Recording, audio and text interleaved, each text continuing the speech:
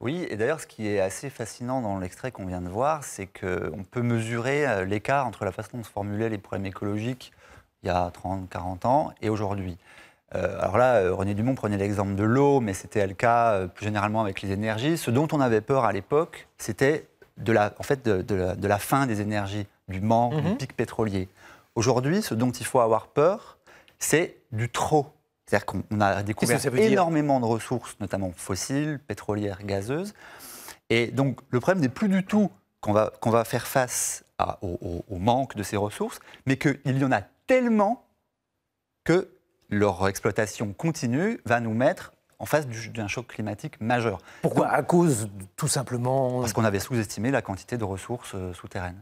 Non, mais le fait qu'il y en ait trop, c'est plutôt une bonne chose, ou Non, ça veut c'est dire qu'il va y c'est- avoir des conséquences, notamment avec le carbone ou avec. non, c'est une nouvelle catastrophique. Parce que si on fait sortir des sous-sols toutes ces énergies et qu'on transfère le carbone dans l'atmosphère, on revient à des conditions géoclimatiques qui étaient antérieures à l'apparition de l'espèce humaine, où donc, autrement dit, la Terre n'est pas habitable. En tout cas, pas du tout dans les mêmes conditions qu'aujourd'hui.